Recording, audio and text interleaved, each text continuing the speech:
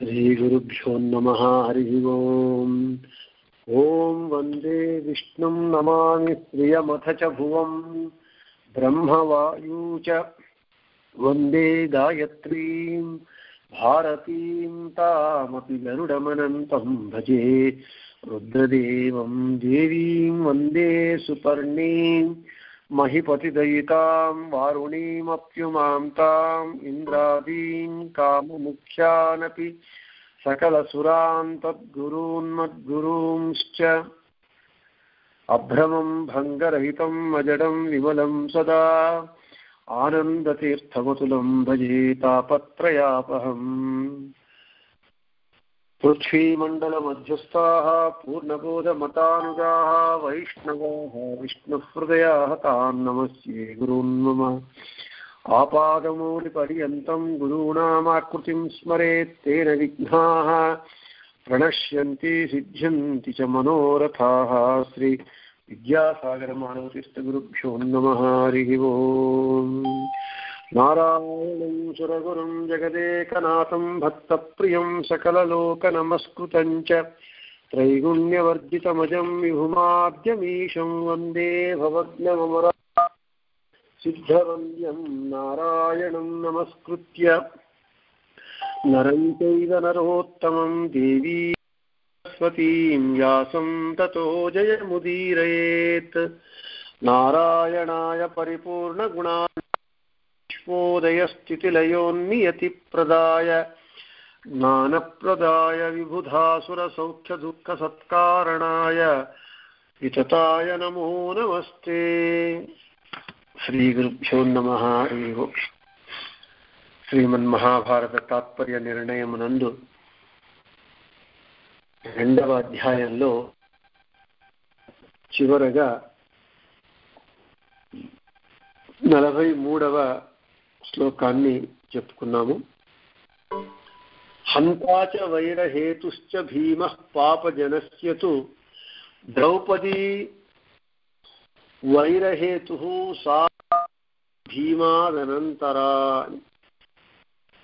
అంటే పాపజనులను సంహరించినటువంటి వారు వైరహేతు అయినటువంటి భీమసేనులు.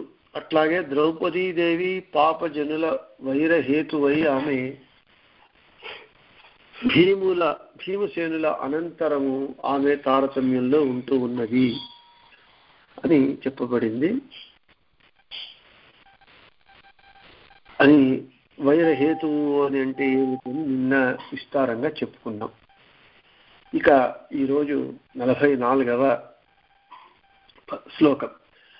బలదేవస్తతః పశ్చాత్ ఫల్గుణః నరావేశాదన్యథా తు ద్రౌణిః పశ్చాత్ తతో పరే రామవజ్జాంబవత్యాద్యాః షట్తతో రేవతీ తథా లక్ష్మణో హనుమత్ పశ్చాత్ తతో భరతవాలినౌ శత్రుఘ్నశ్చ తతః పశ్చాత్ సుగ్రీవాద్యస్తతో అవరాః.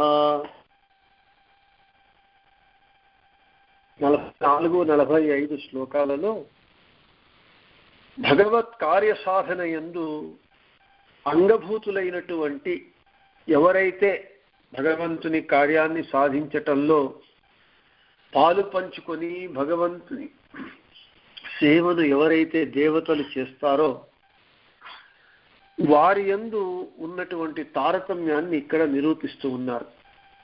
మొదట భారత కథానుసారంగా భగవంతుని కార్యంలో పాలు పంచుకున్నటువంటి దేవతల తారతమ్యాన్ని చెప్పి తరువాత రామాయణ కథానుసారంగా దేవతల తారతమ్యాన్ని చెబుతూ ఉన్నారు. భీముని తరువాత పాండవులలో భీముని తరువాత భగవంతుని కార్యసాధనలో బలరాముడు, తరువాత అర్జునుడు.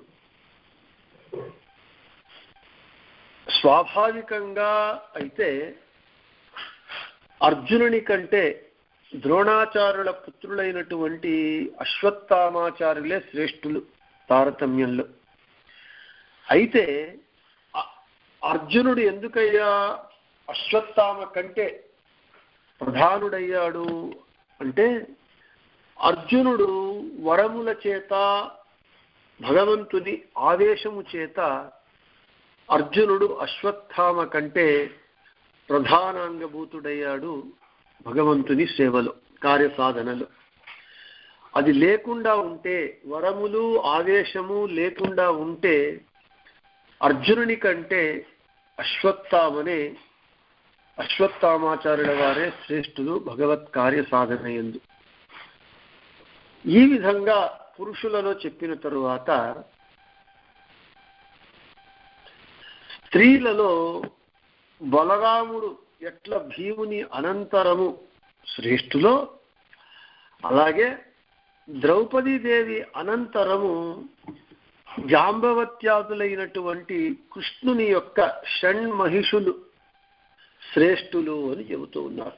స్త్రీలలో ద్రౌపదీదేవి అనంతరము కృష్ణుని షణ్మహిషులు అంటే మహిషులు అష్టమహిషులలో రుక్మిణీ సత్యభామలను వదిలి మిగిలిన షణ్మహిషులు అంటే భద్ర, మిత్రవింద, లక్షణ, నీల, కాళింది, జాంబవతి, ఈ 6 షణ్మహిషులు ద్రౌపదీదేవి అనంతరము స్త్రీలలో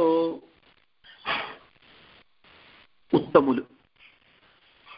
ఈ షణ్మహిషులలో జాంబవతి శ్రేష్ఠురాలు. ఎందుకంటే ఆమె యందు లక్ష్మీదేవి యొక్క సన్నిధానం ఉంటుంది కాబట్టి, ఆవేశం ఉంటుంది కాబట్టి, ఎప్పుడు లక్ష్మీదేవి యొక్క ఆవేశం ఉంటుందో అప్పుడు ఆమె అందరికీ షణ్మహిషులలో ఆమె శ్రేష్ఠురాలు. ఆ లక్ష్మీదేవి సన్నిధానం ఎక్కువగా లేనప్పుడు ఆమె తక్కువరాలు. ఈ విధంగా స్త్రీలలో దేవి అనంతరము కృష్ణుని షణ్మహిషులు శ్రేష్ఠులు. ఈ కృష్ణుని షణ్మహిషుల తరువాత బలరాముని పత్ని అయినటువంటి రేవతీదేవి శ్రేష్ఠురాలు. ఇది భారత కథానుసారంగా తారతమ్యము. ఇక రామాయణంగా హనుమంతుడు ప్రథముడు, హనుమంతుని తరువాత లక్ష్మణుడు భగవత్ కార్య సాధనలో తారతమ్యంలో, లక్ష్మణుని తరువాత భరతుడు, భరతుని తరువాత వాలి తరువాత శత్రుఘ్నుడు, ఆ తరువాత వారి ఇతరులు భగవంతుని కార్యసాధనలో ప్రధానాంగ భూతులై ఉన్నారు. ఇది రామాయణానుసారంగా హనుమంతుడు, ఆ తరువాత లక్ష్మణుడు, ఆ తరువాత భరతుడు, తరువాత వాలి, తరువాత శత్రుఘ్నుడు, తరువాత సుగ్రీవాది ఇతరులు భగవంతుని కార్యసాధనలో ప్రధానంగా భూతులు. ఇక ఇక్కడ వివరణ ఇస్తూ ఉన్నారు. రుద్రావతారమైనటువంటి అశ్వత్థామాచార్యులు, శేషావతారమైనటువంటి బలరాముడు, వీళ్ళిద్దరూ సమానులే. శేష రుద్రులు సమానమే. అశ్వత్థామాచార్యుల వారు రుద్రుల అవతారం, శంకరుని అవతారమైతే బలరాముడు శేషుని అవతారం. ఇద్దరూ సములే. అయితే బలరాముడు అశ్వత్థామాచార్య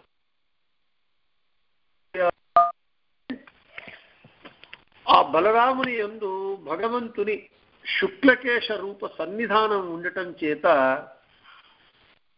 అశ్వత్థామాచార్యుల కంటే బలరాముడు శ్రేష్ఠుడయ్యాడు భగవంతుని కార్యసాధనలో. ఇక 46వ శ్లోకానికి వస్తే, రామకార్యం తు యైః సమ్యక్ స్వయోగ్యం న కృతం పురా తైః పూరితం తత్కృష్ణాయ భీవత్స్వాద్యైః సమంతతః. త్రేతాయుగంలో భగవంతుడు రామునిగా అవతరించినప్పుడు దేవతలందరూ భగవంతుని సేవ చేయుటకు అవతరించారు.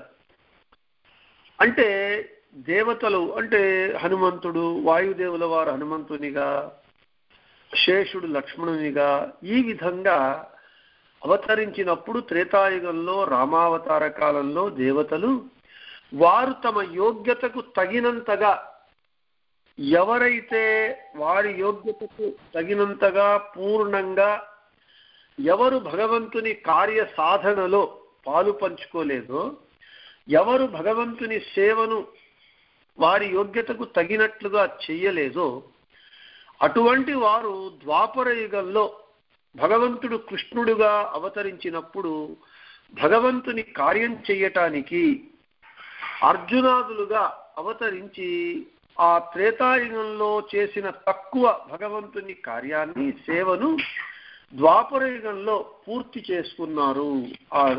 ఏమున్నారు కదా, డెఫిసిట్ అని ఉంటుంది కదా, దానిని పూర్ణం చేసుకున్నారు దేవతలు అని చెబుతున్నారు. అదే రామక యైహి సమ్యక్ స్వయోగ్యం నకృతం పురా, ఎవరైతే భగవంతుడు రాముడిగా త్రేతాయుగంలో అవతరించినప్పుడు దేవతలు వారి యోగ్యతకు తగినంతగా భగవంతుని కార్యాన్ని సేవను చెయ్యలేదో వారు ద్వాపరయుగంలో కృష్ణుడుగా భగవంతుడు అవతరించినప్పుడు వాళ్ళు అర్జునాదులుగా అవతరించి అక్కడ చేసిన సేవను కార్యాన్ని భగవంతుని కార్యాన్ని ఇక్కడ పూర్తి కావించుకున్నారు అని మనకు చెబుతున్నారు.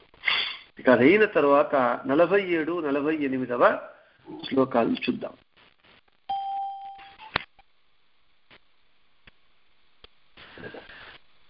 అధికం యైః కృతం తత్ర తైరూనం కృతమత్ర తు కర్ణాద్యైరధికం యైస్తు ప్రావద్వయే కృతం వివిధాద్వైర్హితైః పశ్చాద్విప్రతీపం కృతం హరేః ప్రాదుర్భావద్వయే హ్యస్మిన్ సర్వేషాం నిర్ణయః కృతః.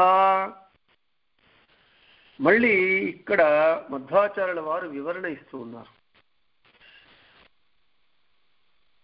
ఎవరైతే రామావతార కాలంలో దేవతలు అవతరించి భగవంతుని సేవను వారి యోగ్యతకు పూర్ణంగా చెయ్యలేదో వారు ద్వాపరయుగంలో అవతరించి వారు చేసిన లోటు సేవను పూర్తి గావించుకున్నారు చెబుతూ, అదేవిధంగా రామావతార కాలంలో దేవతలు అవతరించి ఎవరైతే వారి యోగ్యతకు మీరి ఎక్కువగా భగవంతుని సేవను చేశారో వారు కృష్ణావతార కాలంలో తక్కువ సేవను చేశారు. ఎందుకు ఇక్కడ ఎక్కువ దానికి ఇక్కడ ఆ ఎక్కువ చేసిన దాన్ని ఇక్కడ తక్కువ చెబుతూ ఉన్నారు. అయితే కొంతమంది ఉన్నారు కర్ణాదులు మొదలైనటువంటి వాళ్ళు రెండు అవతారాల కాలాలలోనూ భగవంతుని సేవను అధికంగానే చేశారు అని చెబుతూ ఉన్నారు.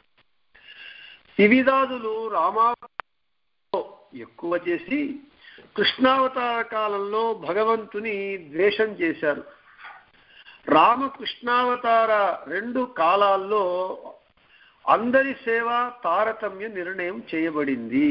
అంటే భగవంతుడు రాముడిగా కృష్ణుడిగా త్రేతాయుగంలో ద్వాపరయుగంలో అవతరించినప్పుడు దేవతలు ఆయా యుగములలో జన్మించి భగవంతుని సేవను ఏ మేరకు చేశారు, భగవంతుని కార్య సాధనను సేవను ఏ మేరకు చేశారు అనేటటువంటి యొక్క తారతమ్యాన్ని ఈ రాముడు కృష్ణుడి అవతారాల కాలంలో చేసిన దాన్ని బట్టే ఆ భగవంతుని కార్య సాధన సేవ యొక్క తారతమ్యాన్ని నిర్ణయించబడింది చెబుతూ ఇక్కడ వివరణను ఇస్తూ ఉన్నారు మనకు మధ్వాచార్యుల వారు. ఆ వివరణ ఏమిటి అనే దాన్ని మనం చూద్దాం. రాముడు కృష్ణుడిగా భగవంతుడు అవతరించినప్పుడు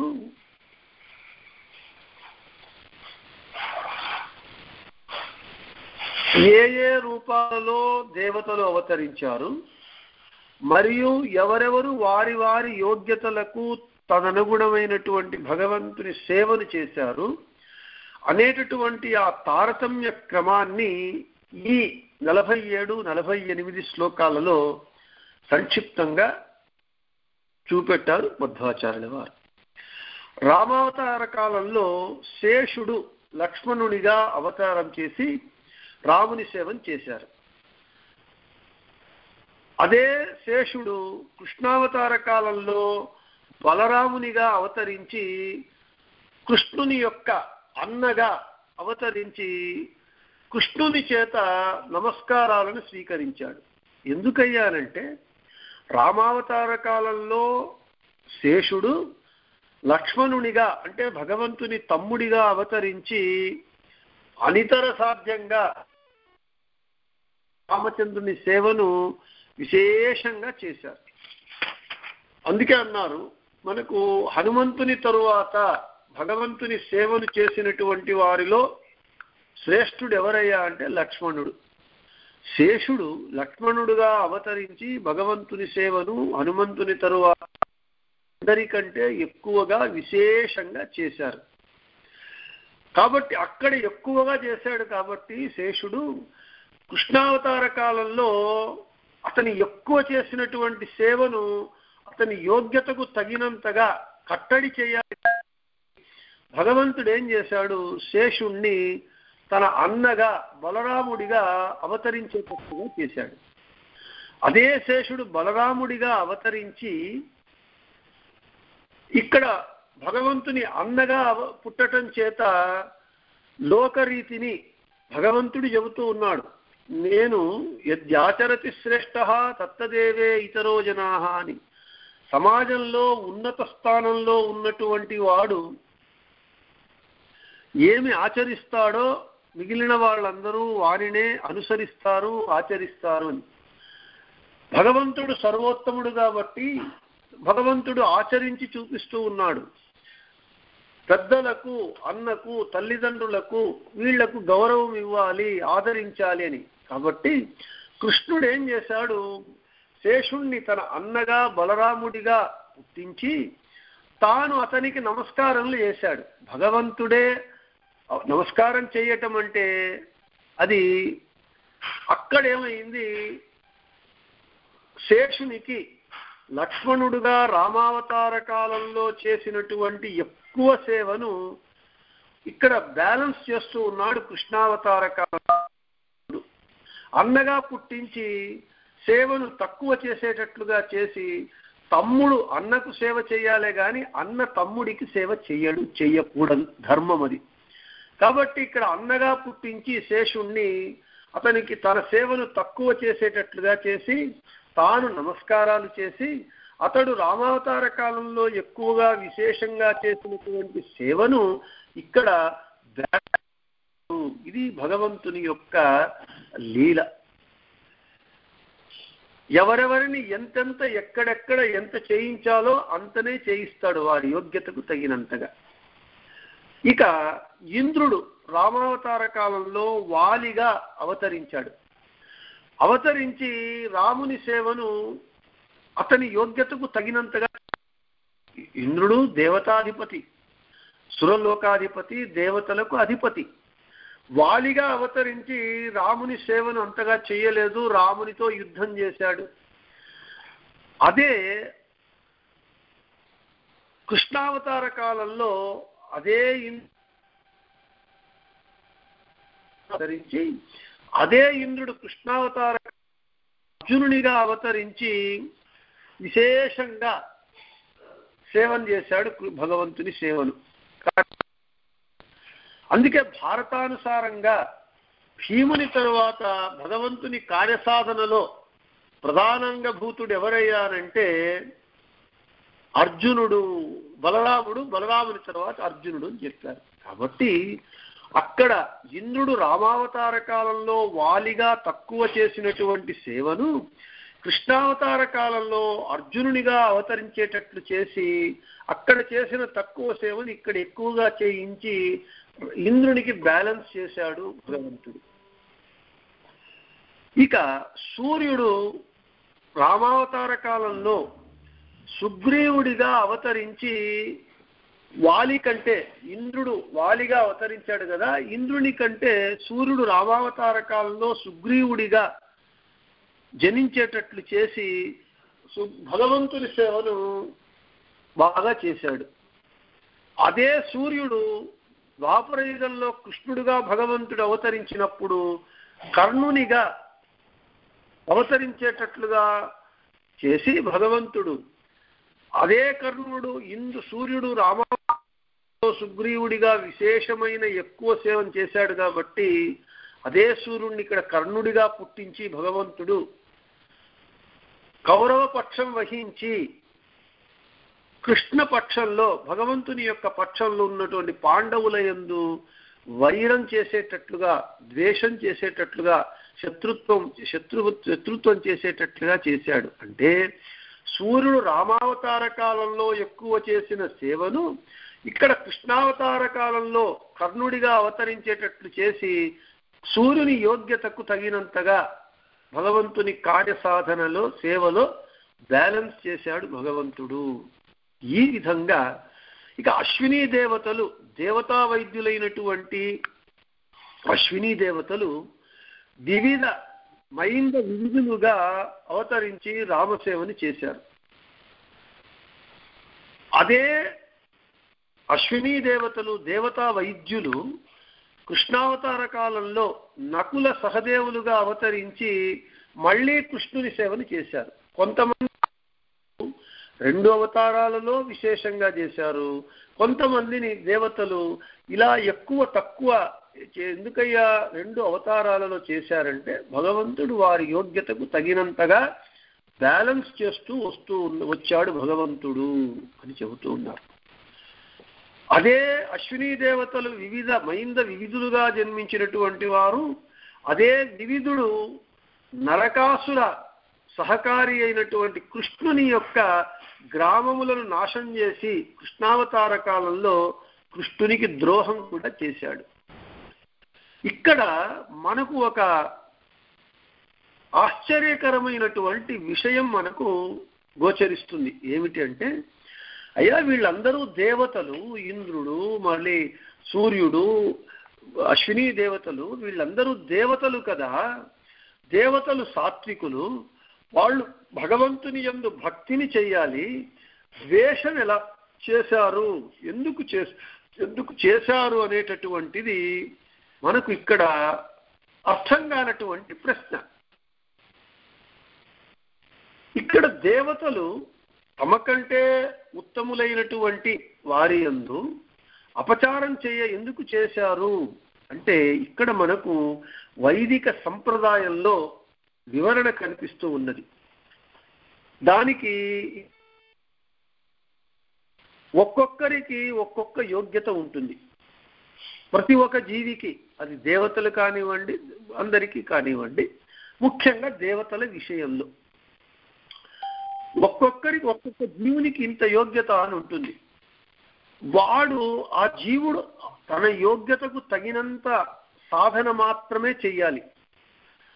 దానికి మించి సాధన చేస్తే అప్పుడు భగవంతుడు ఏం చేస్తాడు, వారి చేత సోత్తమ ద్రోహం చేయించి, అంటే తమ కంటే పెద్దవారికి అపచారం చేయించి వారి యోగ్యతకు మించి చేసినటువంటి సాధనను నాశం చేసి వారి యొక్క యోగ్యతకు తగినంతగా సాధనను బ్యాలెన్స్ చేస్తాడు.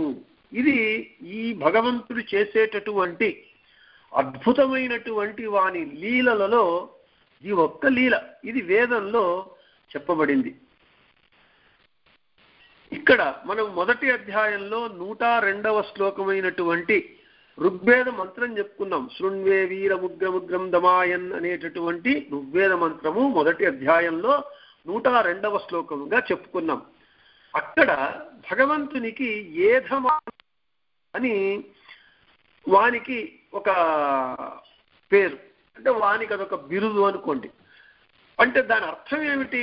ఏధమాన ద్విట్ అంటే ఎవరైతే యోగ్యతాది అంటే పెరిగే వారికి, అంటే వృద్ధి చెందేటటువంటి వారి భగవంతుడు ద్వేషి అని అర్థం. ఏధమాన ద్విట్ అనంటే ఇదేమిటండి, భగవంతుడు వృద్ధి చెందేటటువంటి వారిని ఇంకా పైకి వాళ్ళు వృద్ధి చెందేటట్లుగా చేయాలి, పెరిగేటటువంటి వారికి వాడు ద్వేషి శత్రు అంటే ఇదేమిటి అని అంటే, దానికి అక్కడ నేను చాలా వివరణ చెప్పాను. అక్కడ మళ్ళీ ఇక్కడ సందర్భం వచ్చింది కాబట్టి ఈ దేవతలు కొందరు రామావతారం సేవ చేసి కృష్ణావతారంలో భగవంతుని ద్వేషించి, ఈ విధంగా సాత్వికులైనటువంటి దేవతలు ఎటువంటి పరిస్థితులలో భగవంతుణ్ణి ద్వేషించరు, భగవంతుని భక్తి చేస్తారు. ఇది ఎలా ఎందుకు జరిగింది అనేది ఇక్కడ ఆ కారణాన్ని వివరిస్తూ ఆ మొదటి అధ్యాయంలో చెప్పినటువంటి దాన్ని ఇక్కడ సందర్భం వచ్చింది కాబట్టి చేస్తూ ఉన్నారు. ఇక్కడ దేవతలు వారి యోగ్యతకు మించి సాధన చేసినప్పుడు చేసినప్పుడు ఇక్కడ కృష్ణావతారంలో వైరి పక్షంలో ఉదాహరణకు మనకు సూర్యుడు రామావతార కాలంలో సుగ్రీవుడిగా భగవంతుని సేవను అపారంగా చేశాడు సూర్యుడు. అదే సూర్యుడు తన ఎక్కువ యోగ్యతకు మీరి సేవను చేశాడు కాబట్టి కృష్ణావతార కాలంలో భగవంతుడు ఏం చేశాడు, అతని యోగ్యతాధికమైనటువంటి పుణ్యాన్ని అతని యోగ్యతకు తగినంతగా కట్టడి చేయడానికి సూర్యుణ్ణి కర్ణుడిగా పుట్టించి కౌరవ పక్షం వహించి భగవంతుడైన తన్ను తర్వాత తన భక్తులైనటువంటి పాండవుల పట్ల వైరం చేసేటట్లుగా చేశాడు. ఎందుకు, అక్కడ యోగ్యతాధికమైన పుణ్యాన్ని అతని యోగ్యతకు తగినంతగా కట్టడి చేయటానికి. ఇది భగవంతుడు ఏధమాన ద్విట్ ఈ విధంగా చేస్తాడు అని మనకు చేస్తూ ఉన్నారు. అలాగే శేషుడు లక్ష్మణుడుగా రామావతార కాలంలో అవతరించి హనుమంతుని తరువాత విశేషంగా చేసింది భగవంతుని కార్యసాధన చేసింది లక్ష్మణుడు. అతడు ఎక్కువ చేశాడు కాబట్టి యోగ్యతకు మీరి అటువంటి శేషుణ్ణి కృష్ణావతార కాలంలో ఏం చేశాడు భగవంతుడు, బలరాముడిగా పుట్టించి తన అన్నగా పుట్టించి తన సేవను తక్కువ చేసేటట్లుగా చేసి, నేను మొదటే చెప్పినట్లుగా అన్నకు తమ్ముడు సేవ చేయాలి కానీ తమ్ముడికి అన్న సేవ చేయకూడదు. అలాగా అతనిని అన్నగా పుట్టించి శేషుణ్ణి బలరాముడిగా తాను అతనికి నమస్కారాలు చేసి అతని పుణ్యాన్ని హ్రాసం చేసి అతను తనకు తక్కువ సేవ చేసేటట్లుగా చేసి అతని యోగ్యతకు తగినంత పుణ్యాన్ని చేశాడు భగవంతుడు, కట్టడి చేశాడు. ఇది భగవంతునికి ఏధమాన ద్విట్, ఇది భగవంతుని యొక్క లీల. ఇంకా ఒకటి చెప్తాం. అదేవిధంగా సుగ్రీవుడు సూర్యుడిగా అనితర సాధ్యంగా సేవను చేసి అదే సూర్యుణ్ణి భగవంతుడు ఏం చేశాడు, ద్వాపర యుగంలో కర్ణుడిగా పుట్టించి దుర్యోధనుని స్నేహితునిగా చేసి అతని యోగ్యతాధిక సాధనను హ్రాసం చేశాడు. ఈ విధంగా భగవంతుడు చేస్తూ మనకు నేను వెనుక చెప్పినట్లుగానే ఎవరెవరు దేవతలు భగవంతుని కార్య సాధన చేయటంలో భగవంతునికి సేవ చేయటంలో తారతమ్యాన్ని నిర్ణయించడము ఎలాగా అంటే, రామాయణంలోనే శాస్త్రగమ్యమైనటువంటి రామాయణ భారతంలోనే మనం వాటి నుంచే నిర్ణయించాలి చెబుతూ, రామాయణము భారతం కంటే ముందు జరిగినది, త్రేతాయుగం ముందు, తర్వాత ద్వాపర యుగం, భారతము దాని తరువాత వచ్చింది. కాబట్టి శాస్త్ర నిర్ణయము భారతంలోనే అధికంగా ఉంటూ ఉన్నది. అందుకే భారతానికి నిర్ణయ సర్వశాస్త్రాణం పరికీర్తితం అని మొదటే చెప్పుకున్నాం. భారతము సర్వశాస్త్రముల నిర్ణయము అని భారతానికి కీర్తి ఉన్నది అని చెబుతూ, ఇక్కడ ఈ భగవంతుని కార్యసాధనలో తారతమ్యాన్ని నిర్ణయించడానికి రామాయణ భారతాలు చెప్పుకోవాలి చెబుతూ, ఇక్కడ ఏధమాన ద్విట్ అనే దానికి ఇంకొక లౌకికమైనటువంటి ఉదాహరణనిచ్చి నేను ఇస్తాను. ఎందుకంటే అక్కడ చెప్పాను మొదటి అధ్యాయంలో 102 మళ్ళీ ఒకసారి ఇక్కడ విషయం మనకు ధారణ్యం కావాలి కాబట్టి మనకు బాగుగా నేను అప్పుడు మీకు మిరపకాయ బజ్జీల విషయమే చెప్పాను. మిరపకాయ బాగుంది, రుచిగా ఉన్నదని మనం ఏం చేస్తాము, బాగా తినేస్తాం. ఆ తినేయడం వల్ల ఏమవుతుంది, ఎంత కావాలో ఒక 2 మన దేహానికి 2, 3 తింటే బజ్జీలు ఆరోగ్యంగా ఉంటాం. మనం రుచిగా ఉన్నదని చెప్పి 10-15 మిరపకాయ బజ్జీలు తినేస్తే తర్వాత ఏమవుతుంది, దాని ప్రభావంగా మన యోగ్యతకు, మన శక్తికి, మన దేహ తత్వానికి మీరి తిన్నందుకు ఉత్తరాషాఢ పూర్వాషాఢ పడుతుంది. అంటే వాంతులు వేదులు కలుగుతాయి. అప్పుడు డాక్టర్ దగ్గరికి మనం వెళతాం. డాక్టర్ ఏం చేస్తాడు, అయ్యా నీవు నీ శక్తికి మీరి తిన్నావు, నీకు అజీర్ణమయ్యింది, కాబట్టి నీవు ఒక్క బజ్జీల రుచికి కక్కుర్తి పడి ఎక్కువ తిన్నందుకు డాక్టర్ ఏం చేస్తాడు, నీకు ఒక రోజంతా లంకణం ఉండు అని చెప్తాడు. అంటే డాక్టర్కు మన మీద ఏం కోపం లేదు, ద్వేషం లేదు, శత్రుత్వం లేదు. మనలని ఉపవాసం చేయిస్తే డాక్టర్కు వచ్చేటటువంటి లంకణం పెట్టిస్తే డాక్టర్కు వచ్చే లాభం ఏమీ లేదు. అయినా డాక్టర్ ఏం చేస్తున్నాడు, లంకణం పరమౌషధం అని చెప్పి ఎక్కువగా మనం దానికి బ్యాలెన్స్ చేయడానికి ఒకరోజు ఏమీ తినవద్దు, లంకణం ఉండు అని చెప్తున్నాడు. ఎందుకు, మన ఎక్కువగా తిన్నందుకు ఫలితం. అలాగే ఇంకొక ఉదాహరణ, మన కార్లు ఉన్నాయి, బైకులు ఉన్నాయి. ఆ బైకులకు, కార్లకు, టైర్లకు ఇన్ని ఎల్బీస్ కొట్టాలి గాలి. కారుకైతే 35, బైక్కి అయితే 40 ఏదో ఉంటుంది. మనకు ఎయిర్ ఫ్రీ, పెట్రోల్ బంక్లో గాలి ఉచితంగా కొడతారు అని చెప్పి మన టైరుకు 35 ఎల్బీలు పట్టే టైరుకు మనము 100 ఎల్బీలు కొట్టేస్తే ఏమవుతుంది, టైర్ బరస్ట్ అయిపోతుంది. ఎక్కువైనప్పుడు మనం ఏం చేస్తాము, అది చాలా దాన్ని డిఫ్యూజ్ చేస్తాం, అంటే గాలిని తగ్గిస్తాం. అదేవిధంగా మన యోగ్యతకు మీరి మనం సాధన చేసినప్పుడు భగవంతుడు ఆ యోగ్యతాధిక పుణ్యాన్ని మనకు హ్రాసం చేయటానికి దేవతల చేత కూడా ఇలా చేయిస్తూ ఉంటాడు. తనను ద్వేషం చేసేటట్లుగా చేయటము, భగవద్వేషులను నిందించేటట్లుగా చేయటము చేసి వారి యోగ్యతకు మీరినటువంటి పుణ్యాన్ని రాసం చేసి వారి యోగ్యతకు తగినంతగా పెడతాడు. ఇక్కడ భగవంతునికేమి మన మీద ద్వేషం లేదు, కోపం లేదు. మన మంచి కొరకే, దేవతల మంచి కొరకే, డాక్టర్ ఇలాగా మన మంచి కొరకే లంకణం పెట్టిస్తాడో అదే విధంగా భగవంతుడు కూడా చేస్తాడు. వాడు కరుణా సముద్రుడు కాబట్టి. మళ్ళీ ఇక్కడ ఇంకొక ప్రశ్న వస్తుంది, కాదండి మీరే చెప్తారు భగవంతుడు ఒక్కడే స్వతంత్రుడు, భగవంతుడు తప్ప అందరూ అస్వతంత్రులు, ఈ జీవులు, ఈ దేవతలు ఎలా తమ యోగ్యతకు మీరినటువంటి పుణ్యాన్ని చేస్తారు, సేవను చేస్తారు అని అంటే అది భగవంతుని యొక్క సంకల్పమే.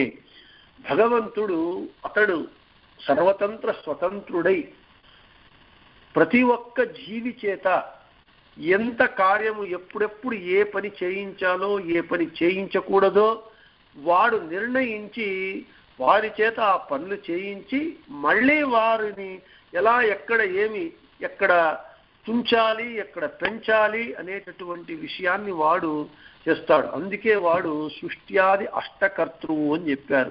ఓం జన్మాద్యస్య యతః ఓం అంటే సృష్టి స్థితి సంహార నియమన బంధ జ్ఞాన అజ్ఞాన మోక్షం అనేటటువంటి 8 కార్యాలను ఎవడు చేస్తాడో వాడే భగవంతుడు. కాబట్టి అందరి జీవుల యొక్క యోగక్షేమాలను అదే అన్నారు, అనన్యాశ్చింతయంతో మాం యోజనా పర్యుపాసతే. ఎవడైతే నన్ను అనన్యమైనటువంటి భక్తి, అన్యథా శరణం నాస్తి త్వమేవ శరణం మమ అని ఎవడైతే నన్ను భక్తి చేస్తాడో వాని యొక్క యోగక్షేమాలను నేనే చూసుకుంటాను అని. కాబట్టి మూల సూత్రము, వాడు సర్వోత్తముడు, సర్వతంత్ర స్వతంత్రుడు.